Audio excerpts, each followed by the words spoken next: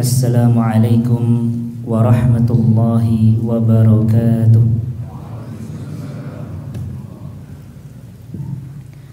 Innal hamdalillah nahmaduhu wa nasta'inuhu wa nastaghfiruh wa na'udzu billahi min shururi anfusina wa sayyiati a'malina. Man yahdihillahu fala mudilla lahu wa man yudlilhu fala hadiya lahu. Asyhadu an la ilaha illallah wahdahu la syarika lahu wa asyhadu anna Muhammadan abduhu wa rasuluhu la nabiyya wa la rasula ba'dah. Allahumma salli ala Muhammad wa ala alihi wa ashabihi wa man istanna bihadihi wa sunnatihi ila yaumiddin. Allahumma aslih lana sya'nana kullah wa la takilna ila anfusina tarfata 'ain. Allahumma inna nas'aluka ilman nafi'an wa rizqan thayyiban wa amalan mutaqabbalan. Bapak Ibu rahimani wa rahimakumullah. Alhamdulillah, pada pagi hari ini kita dapat berkumpul di Masjid Al-Muttaqin dalam rangka untuk menjalankan salat 5 waktu berjamaah, sebuah salat yang disaksikan oleh para malaikat. Salat subuh, alhamdulillah. Kemudian dilanjutkan dengan kita bersama untuk mengingatkan diri berkenaan dengan persiapan bertemu dengan bulan suci Ramadan. Bapak Ibu rahimani wa rahimakumullah. Tema kajian kita pada pagi hari ini adalah tentang 3 jenis manusia dalam berpuasa. Harapannya setelah kita mengetahui 3 jenis manusia dalam berpuasa, kita bisa termotivasi untuk mempersembahkan puasa terbaik kepada Allah Subhanahu wa ta'ala. Karena 3 jenis ini menunjukkan tingkatan orang dalam berpuasa. Tentu kita sebagai hamba Allah Subhanahu wa ta'ala yang telah numpang berpuluh tahun di buminya ini, yang sudah menghamba kepadanya puluhan tahun, tentu kita berharap semakin bertambah usia maka ibadah kita semakin baik. Semakin bertambah Ramadan yang kita ikuti, semakin baik kualitas puasa kita. Jadi dengan demikian kehidupan kita itu ada progres peningkatan, ya, tidak stagnan begitu-begitu saja. Nah, inilah 3 jenis manusia di dalam berpuasa. Keterangan ini disebutkan dalam kitab Ihya Ulumuddin karya Imam Al-Ghazali. Beliau menjelaskan, i'lam anna as-sawma 3 darajatin. Ketahuilah bahwa puasa itu ada 3 tingkatan. Yang pertama, shaumul umum. Pertama adalah puasa awam. Puasa awam. Wa shaumul khusus. Kemudian yang kedua adalah puasa khusus. Wa shaumu khususil khusus. Lalu yang ketiga adalah puasa khususnya khusus. Jadi puasa ada 3 tingkatan. Yang pertama tadi puasa awam. Yang kedua puasa khusus. Lalu yang ketiga adalah puasa khususnya khusus. Ya. Puasa awam ini dinilai puasa paling rendah. Ini puasa yang bisa dilakukan oleh semua manusia dan bahkan hewan pun mampu. Puasa khusus ini lebih spesial. Hanya orang-orang atau mulai orang-orang terpilih yang bisa melakukannya. Ya. Kemudian khususul khusus, khususnya khusus, ini lebih spesial lagi. Semakin langka orang yang mampu menyentuh puasa khususul khusus. Karena ini puasa yang paling istimewa. Baik, apa yang dimaksud dengan puasa awam itu Bapak Ibu sekalian?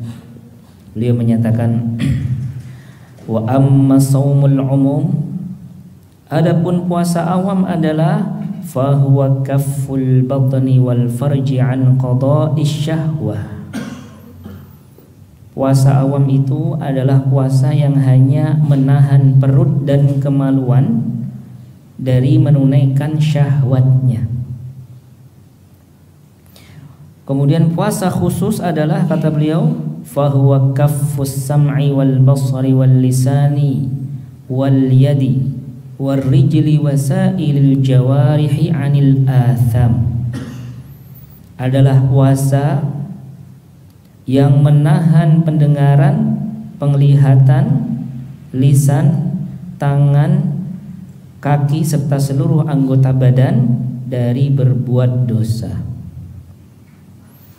Lalu kemudian puasa yang paling tinggi adalah puasa khususnya khusus.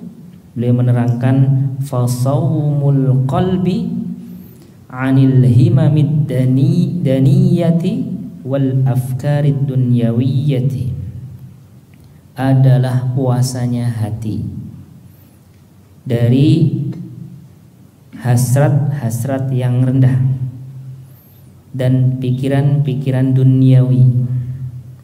Wa kaffuhu amma siwallahi azza wa jalla bil kulliyah, serta mempuasakan hati dari bergantung kepada selain Allah Subhanahu wa taala secara keseluruhan.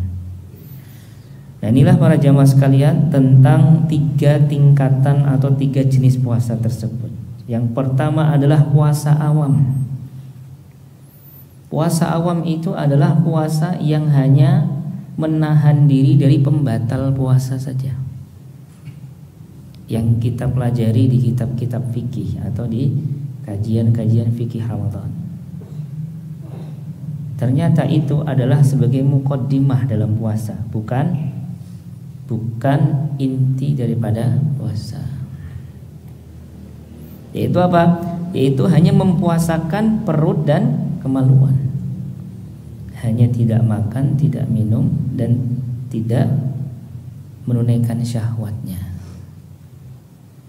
Ini puasa yang paling rendah. Adapun dosa masih jalan, ya. Mata masih melihat yang haram, telinga masih dibiarkan untuk mendengarkan yang haram, bahkan barangkali makanan yang haram juga masih jalan di bulan puasa untuk buka dan sahurnya. Ini puasa yang paling rendah. Kenapa paling rendah? Karena puasa seperti ini bisa dilakukan oleh setiap makhluk. Manusia tanpa memandang tingkatan iman dan takwanya bisa melakukan puasa seperti ini. Bahkan hewan pun ada yang lebih bagus barangkali puasanya yang dalam jenis ini. Kemudian juga Rasulullah SAW dalam sejumlah hadis mengingatkan kita tentang puasa jenis ini adalah puasa yang rendah, ya kan?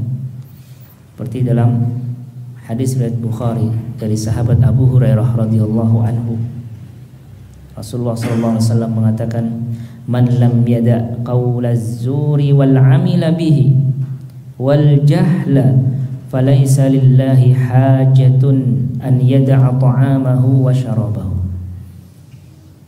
siapa yang tidak meninggalkan ucapan dusta ketika dia berpuasa atau ucapan yang mengandung dosa, wal jahla serta kebodohan, yaitu seluruh maksiat, ya, maka Allah tidak membutuhkan dia meninggalkan makan dan minum. Nah, ini dalil bahwasanya seorang yang berpuasa hanya mempuasakan perut dan kemaluan itu tidak mendapatkan pahala puasa. Ya, terus dia dapat apa? Dia hanya dapat menggugurkan kewajiban puasa. Jangan sampai puasa kita yang 1445 Hijriah ya, ini bernilai puasa yang seperti ini. Kita harus bermain di kelas-kelas yang tinggi ya. Jangan sampai puasa kita berada di level terendah seperti ini, karena kita tidak tahu 1446 kita masih bisa ikut puasa atau tidak ya. 2 tahun yang lalu saya ngisi di sini ya, enggak masalahnya. Daurah kitab Usul Salasah sama Qawaidul Arba. Ada yang ikut enggak waktu itu di sini? 2 tahun yang lalu. Ada ya? Ya.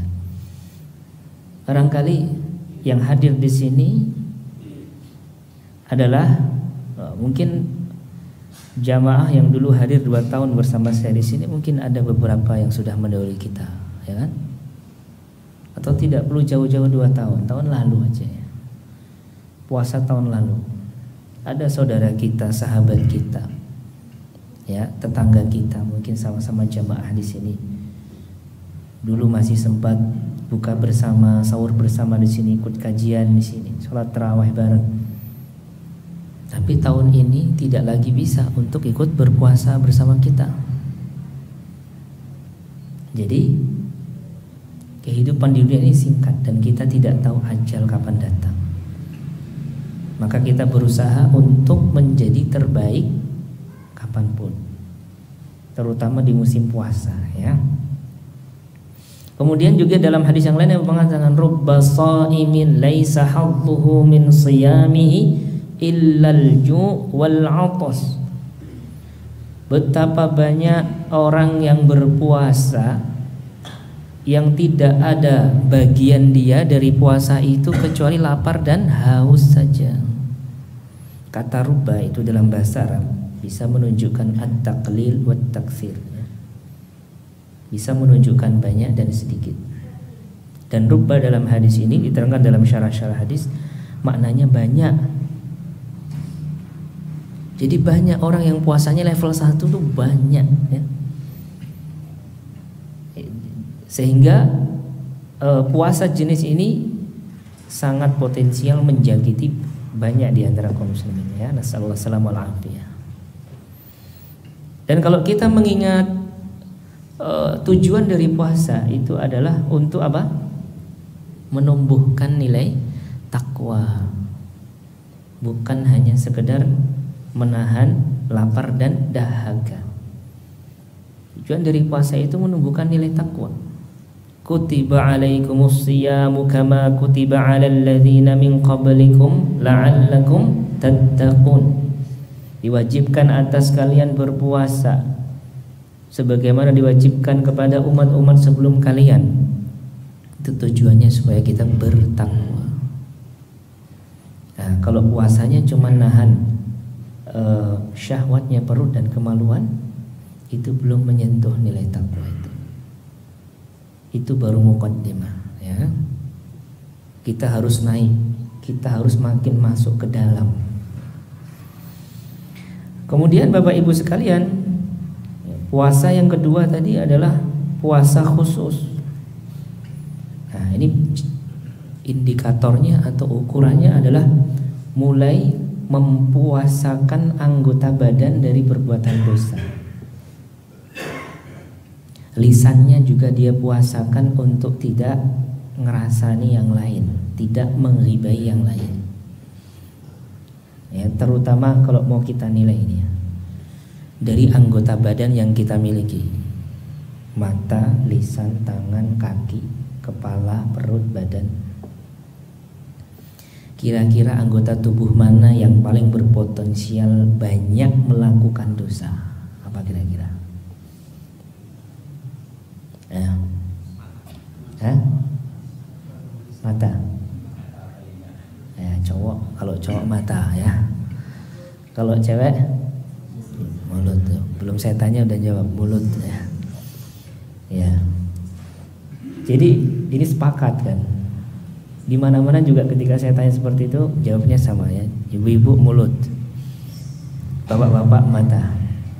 Alhamdulillah kita sudah mendapatkan data yang sangat berharga ini. Ya tidak? Sampelnya banyak ini. Ya. Maka kalau sudah tahu seperti ini, berikan perhatian khusus tuh bagi bapak-bapak kita mata.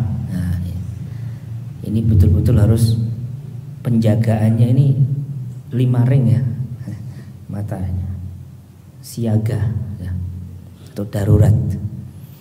Untuk ibu-ibu sudah tahu datanya adalah yang berpotensi banyak terjadi dosa mulut. Nah, sudah berarti harus memberikan perhatian lebih kepada mulut bagi ibu-ibu. Nah, kita latihan ini. Sekarang bulan apa ini? Rajab tanggal berapa? 23, udah di ujung Rajab ini. Terus setelah Rajab bulan apa? Sya'ban ya.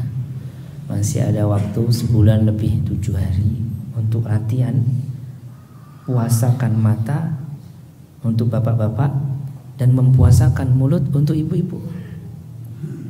Kalau kita mampu mempuasakan anggota tubuh kita yang paling berpotensi terjadi dosa dan maksiat, insya Allah anggota tubuh yang lain yang kemungkinan terjadi dosanya lebih kecil dan lebih sedikit itu akan lebih mudah. Itu caranya.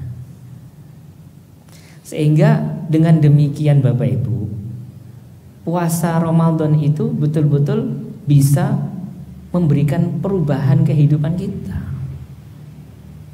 Ya, saya tuh kalau nyebut kata-kata perubahan itu terus banyak yang salah paham ya. Saya kemarin di Facebook itu ngamini doa, ada orang kan doa gitu. Saya bilang amin gitu aja di Ustaz, A-nya 2, min-nya 2 Ustaz, biar nggak fitnah, siap ya gitu ya. Ya.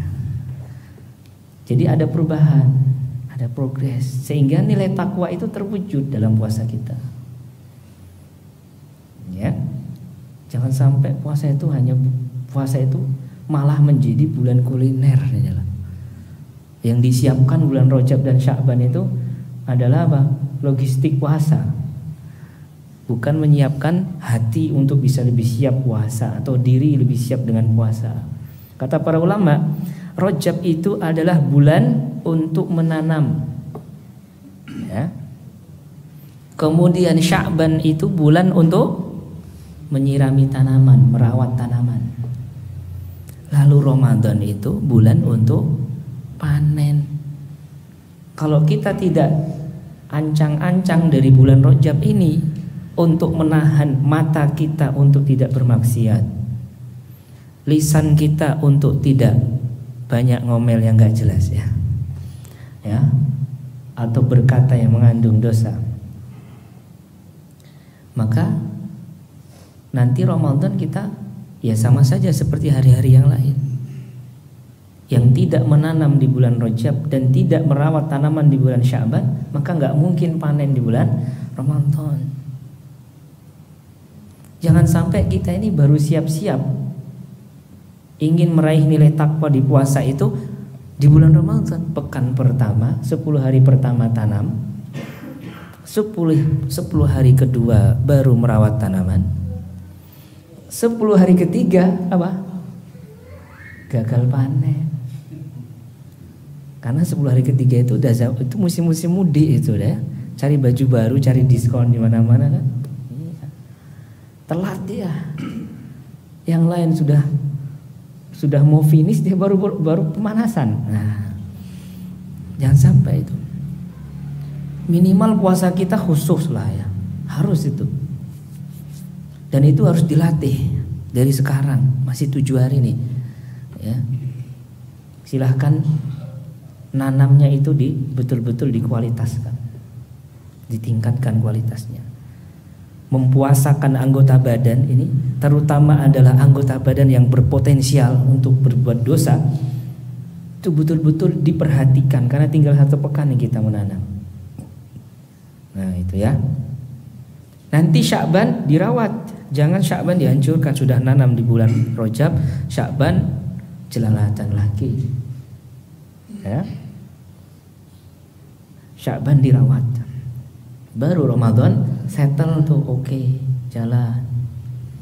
Jadi nggak ada perubahan itu yang instan Bapak Ibu. Tahu-tahu bisa menjaga pandangan, insya Allah. Setiap di jalan merem terus ya. Nggak seperti itu. Atau tahu-tahu ibu-ibu bisa betul-betul menjaga lisan. Nggak, ini latihan. Kita hijrah itu proses kok ya. Itu tidak ada yang instan. Kita ini seringkali berusaha memahami orang lain, dan seringkali juga protes ketika orang lain tidak memahami diri kita. Tapi kita sendiri tidak berusaha memahami diri sendiri. Kok bisa seperti itu? Jiwa manusia itu punya karakter yang mirip dengan fisik manusia.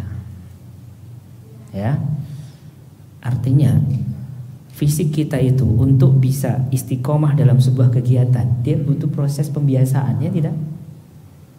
Contohnya push up, ya. Gak pernah push up, terakhir push up pas bian SMA atau pas kuliah. Sekarang sudah punya mantu kon push up 50 kali. Nah, bisa gak itu? Gak bisa? Gak bisa, nyerah kalau gak bisa ya.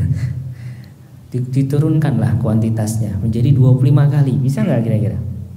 25 push up. Kasih ragu ya. Turunkan lagi 20 kali. Bisa? 20 udah mulai bisa, 20 bisa. Tapi setelah itu mau push up lagi enggak?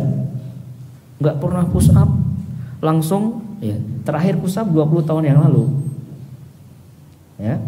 Kemudian hari ini diminta push up 20 kali. Saya enggak minta 50 kali bagi 100 kali, 20 kali.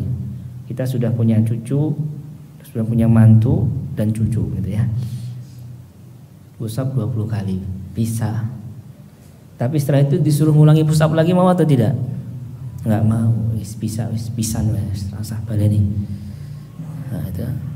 Enggak pernah ngikut nge-gym. Nge-gym cuma modal semangat. Begitu masuk ruang gym langsung ambil barbel yang 5 kilo, Masya Allah ya. Tanpa perenggangan otot dulu ya kan ya. Tanpa mungkin pemanasan pernapasan dulu. Enggak pakai dibimbing oleh pembimbing. Langsung 50. Ya, 10 kilo 50 kali, 10 kilo 50 kali. Wah, semangat. Habis itu kira-kira besok dia balik lagi nggak ke tempat gym itu? Terus nggak balik lagi.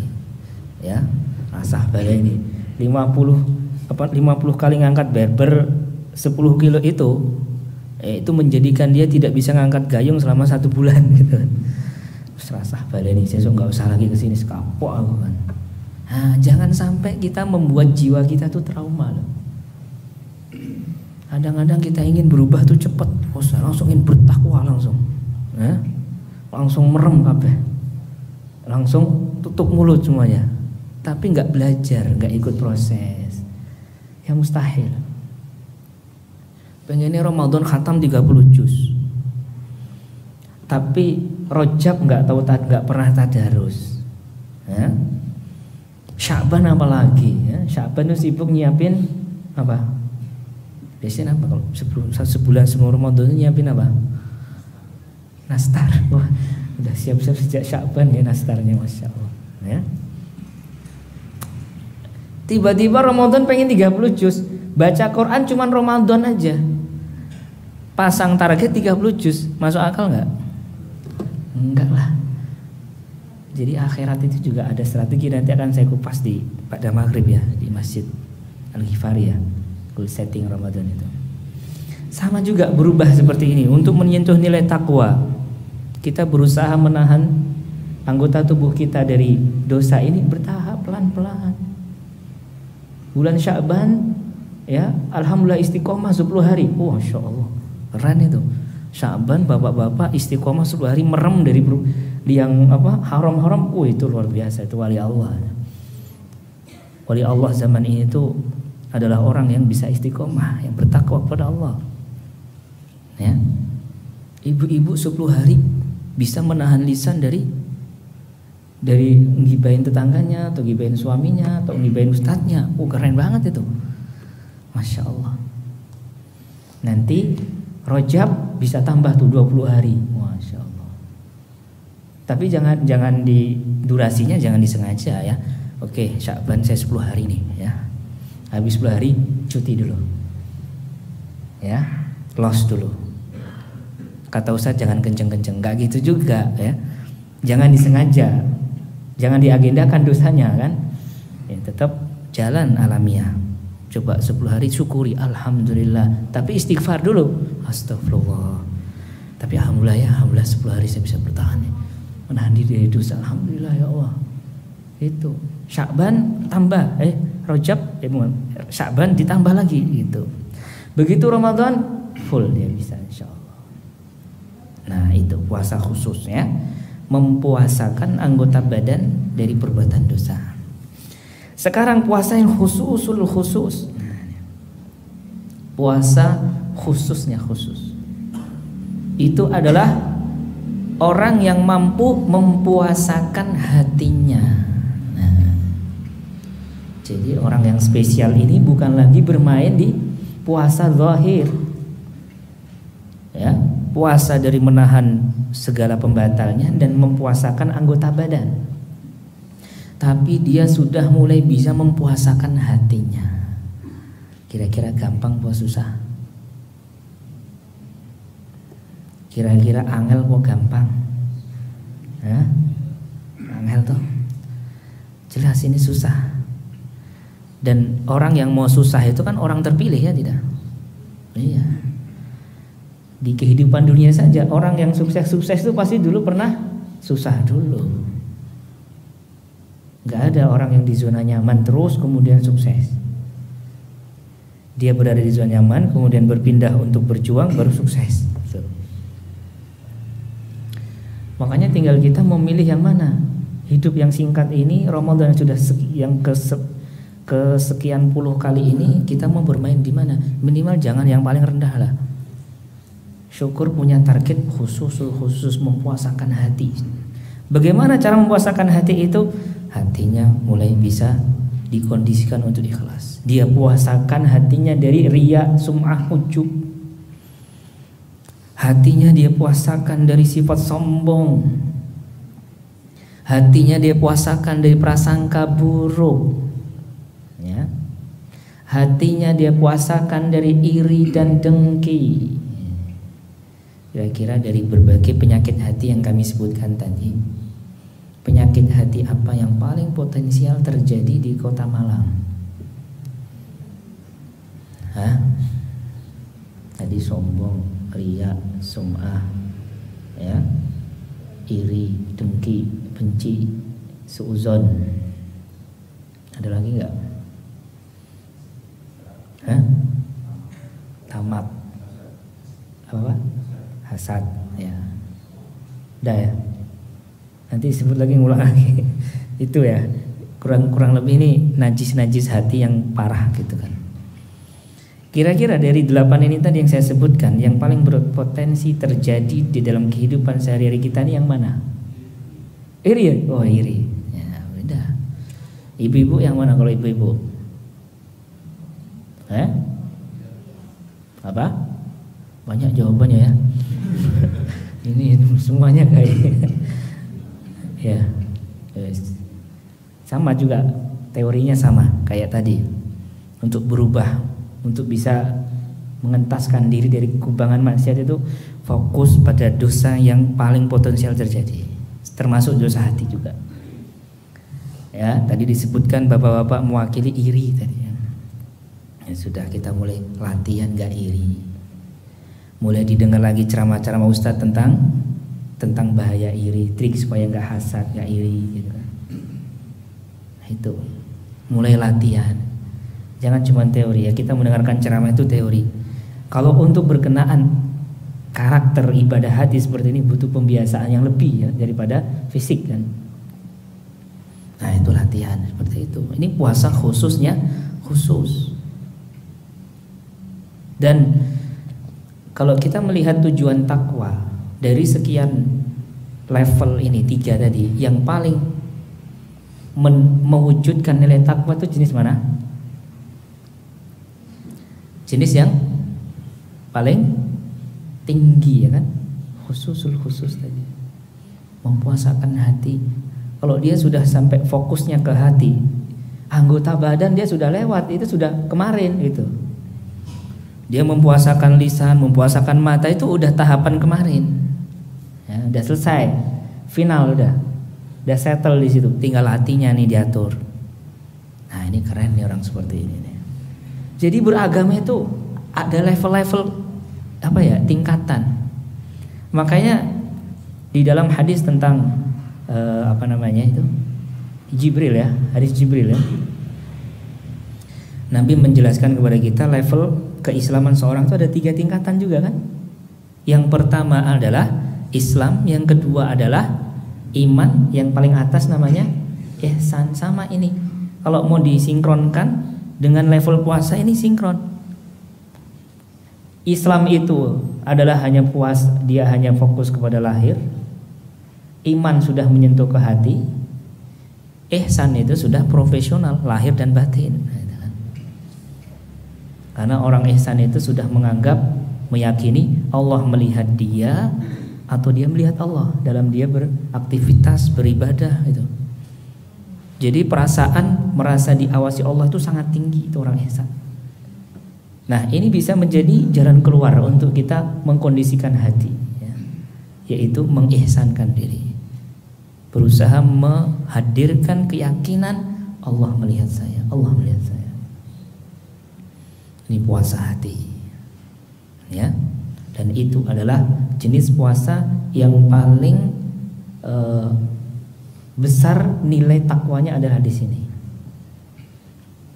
Nah, itu Bapak Ibu sekalian.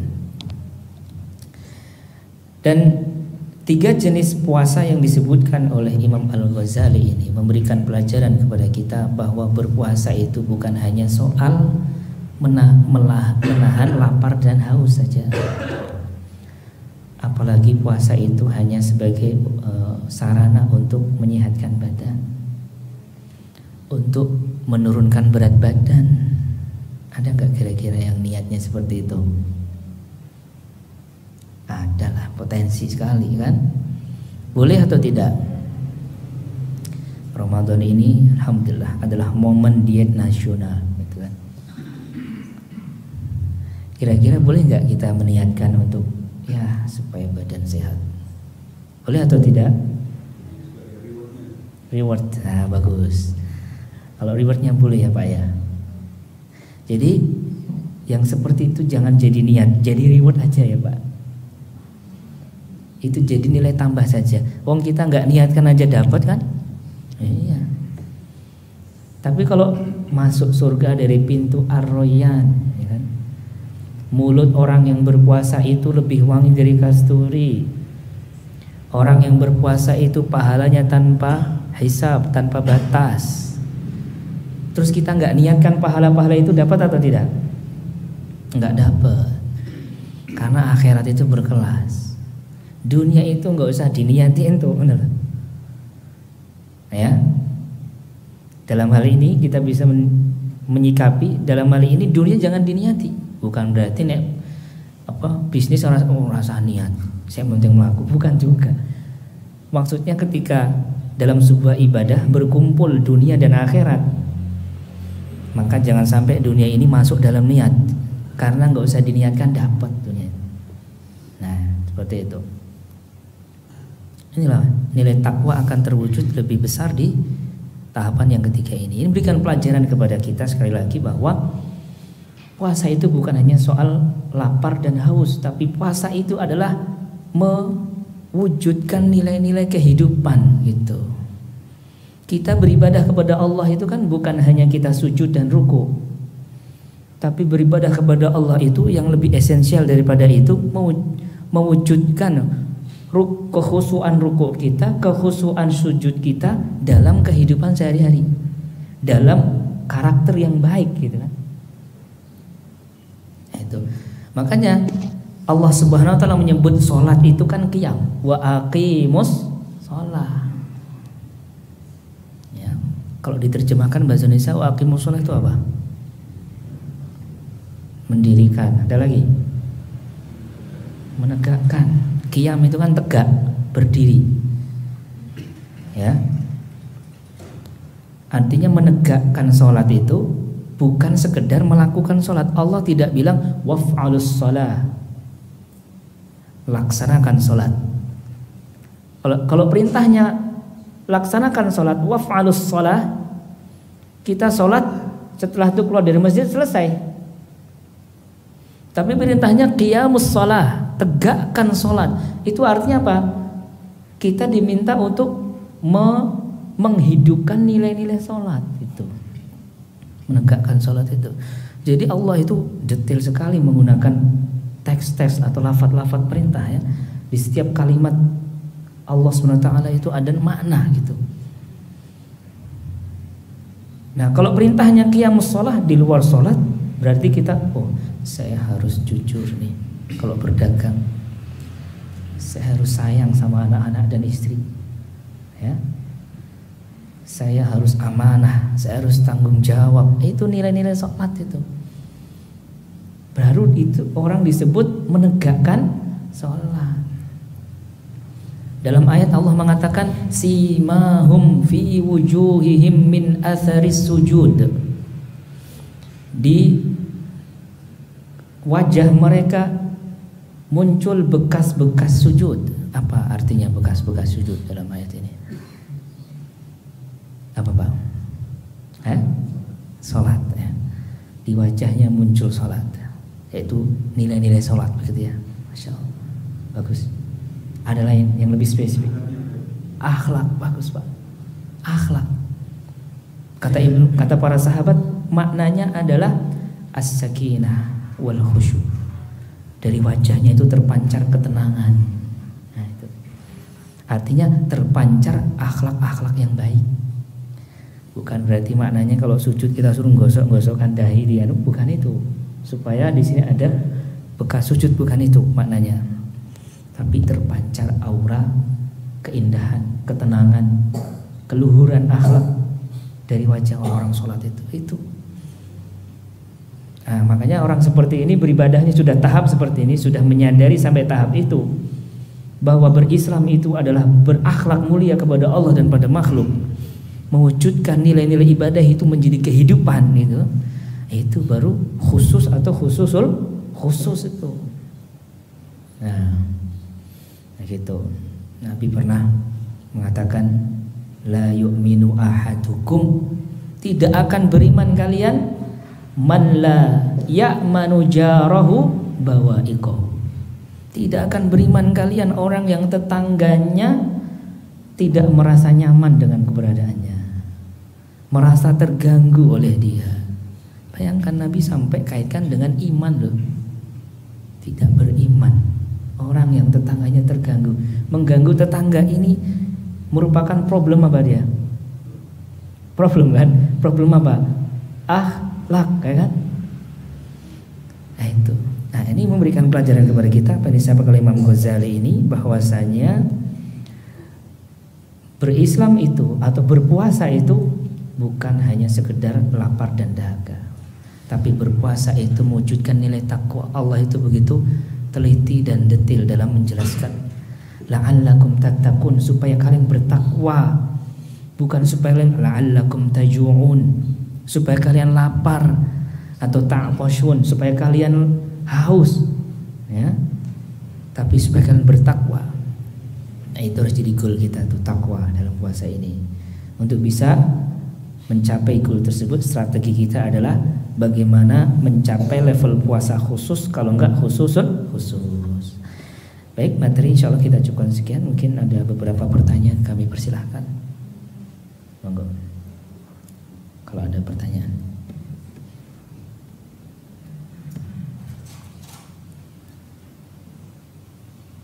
Kalau tidak ada saya yang bertanya, silakan Pak.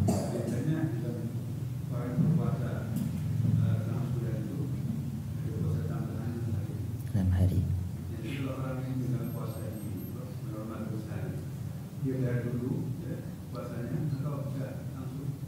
Baik.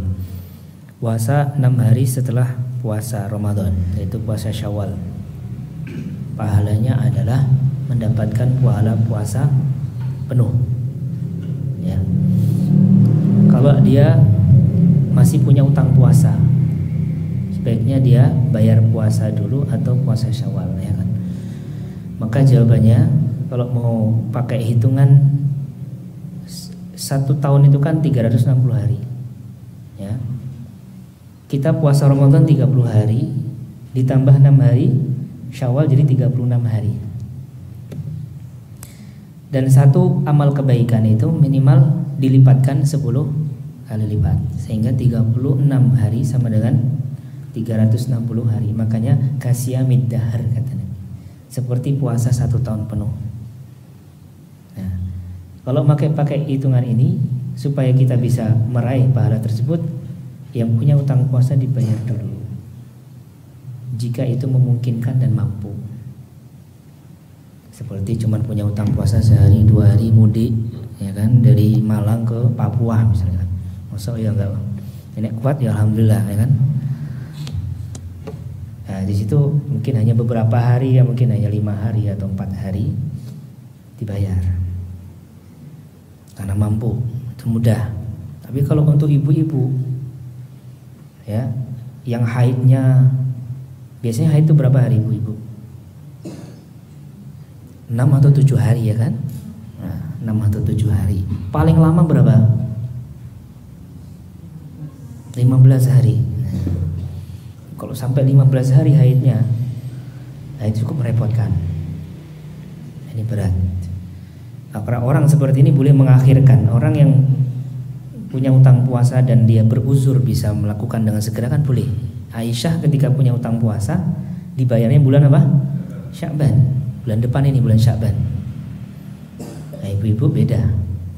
Tapi bagi yang tidak punya uzur, mampu, utang puasanya sedikit, maka dibayar dulu. Nah, ini fatwa ini sebagaimana saya pernah baca di Majmu' Fatawa Ibnu Utsaimin, ya. Beliau menjelaskan seperti itu.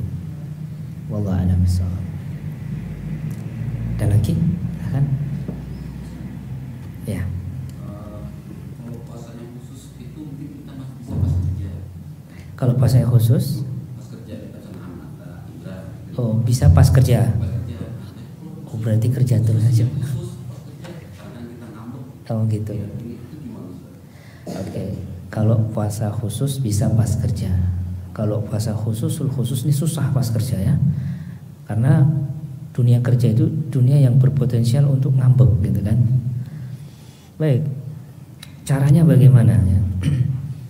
Ya memang karena kita ini baru latihan, ya. Orang latihan itu kan tidak profesional di setiap keadaan, kan. Orang itu dianggap profesional kapan? Hah? Ketika berada di keadaan A, di keadaan B, di keadaan C, kualitasnya sama. Pembulu tangkis yang profesional mau bermain di Malang, di Jogja, di Sukoharjo, di Surabaya sama. Nah, itu kan. Nah, kita ini karena baru latihan, kadang-kadang saya kalau di rumah itu masya Allah, alhamdulillah, baiti jannati, ya. Nggak pernah ngomel-ngomel. Saya 10 tahun nikah sama istri nggak pernah cekcok. Luar biasa. Kalau ada yang seperti itu saya mau belajar itu. Ya, triknya apa itu, ya? Masya Allah. Di rumah settle dia istiqomah, tapi begitu ke kantor, ya, atau tempat kerja mulai itu, ya, aura panas-panas nerakanya kerasa di situ, kan.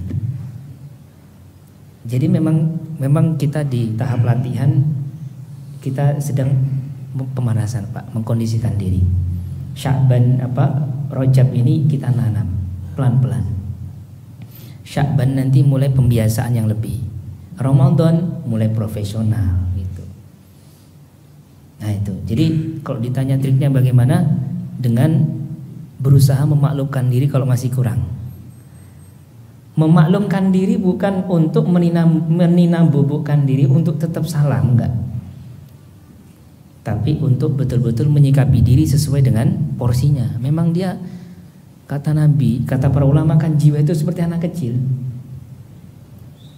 Jiwa itu seperti anak kecil. Anak kecil yang disape, ya kan?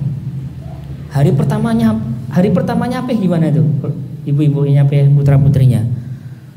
Nangis-nangis dulu anaknya kan. Tapi apa ya, terus dinahke terus sampai umur 20 tahun masih nyusu terus. Ya kan enggak. Ya tetap harus berubah gitu. Seperti itu anak kecil tuh sama. Jiwa tuh sama kayak gitu. Awal-awal berontak dulu, nangis dulu ya. Pindah-pindah, di sini oke, di sana enggak oke gitu kan. Esok dele, sore tempe, malam bakwan gitu kan. Iya. Jiwa itu seperti itu. Kita berusaha memaklumi tapi untuk berubah lebih baik gitu. Karena kadang-kadang kalau kita menyalahkan, jiwa ini selalu kita salahkan terus, apa yang terjadi? Salah sithik, salah ke. Salah oke, salah ke. Enggak salah ke. Salah semua. Apa yang terjadi? Berat. Ya, yang terjadi minder jiwa kita ini. Kita itu disalahkan aja nggak mau tau.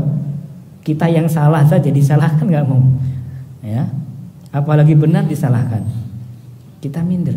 Tapi kadang-kadang kita itu nggak paham diri kita sendiri. Jiwa kita disalahkan terus, dimarahi terus. Kadang-kadang perlu dimotivasi. Saat jiwa ini down, jangan disalahkan dulu. Tapi kalau saat ujub sombong, salah-salah wes, ya silahkan. Tapi kalau lagi down jangan disalah-salahke, hancur. Terus nyerah gitu, sekarang ulah gitu ya, pasrah. Ya gitu. Jadi memang kita butuh bertahap pelan-pelan Pak ya. Kita terus berdoa kepada Allah Subhanahu wa taala supaya dibantu. Hasbunallah wa ni'mal wakil. Ya. Ada lagi satu lagi pertanyaan sebelum saya bertanya. Ibu ada yang bertanya?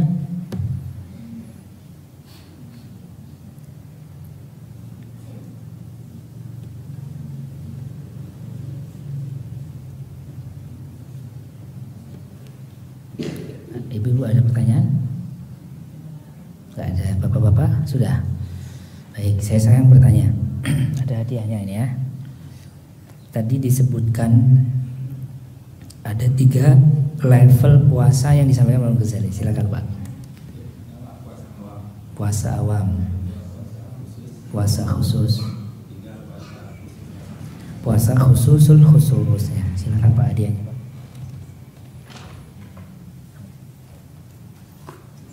Ya, jazakallah khair. Pertanyaan kedua, apa yang dimaksud dengan puasa khusus? Ya, silakan.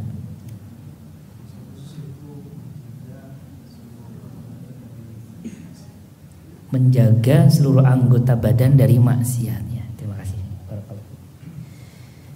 Sekarang kita beri kesempatan ibu-ibu. Ibu-ibu kalau ngacung siapa yang lihat nih? Ada panitia enggak di belakang? Ada? Enggak. Iya, ngacung duluan enggak kelihatan Bapak. Ada. Pokoknya ibu-ibu yang ngacung langsung jawab aja ya. Ini hadiahnya lumayan ini. Ada kalender, ada tumbler ya. Baik.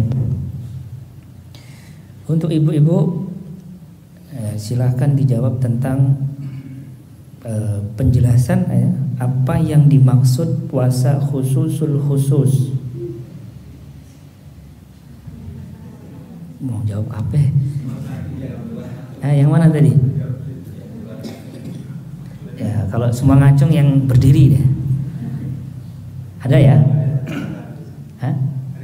Ada yang jawab ya. Coba yang tadi jawab, kirakan dikeraskan lagi apa tadi? Yang paling seru ya. Puasa hati pojok. Pojok kalau ke kiblat kiri ya. Ya, silahkan Mas tolong dibantu di balik tirai ya. Jazakallah khair.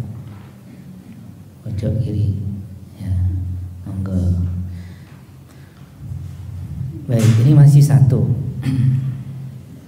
Ya, lidzakari mithlu hadzil unthayain, ya kan? Jatah warisnya kan laki-laki 2 kali lipat perempuan. Kembali ke laki-laki lagi ya. Maaf ya. Pertanyaan selanjutnya, apa perbedaan puasa khusus dan khususul khusus? Bapak-bapak. Puasa khusus silakan.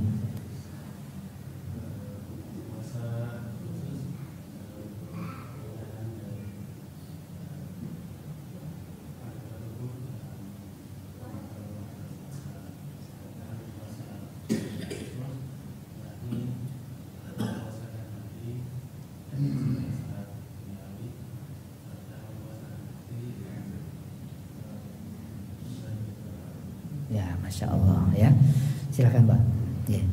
Puasa khusus itu puasa anggota badan dari dosa-dosa. Puasa khususul khusus itu mempuasakan hati, gitu ya. Baik, cukup sekian materi yang bisa kami sampaikan. Mohon maaf jika ada kurang dan salah. Wassalamualaikum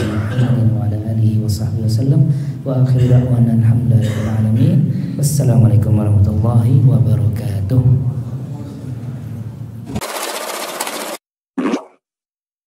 Donasi dakwah Malang Mengaji. Ayo, ambil bagian untuk dakwah melalui rekening berikut ini bersama umat berbagi manfaat.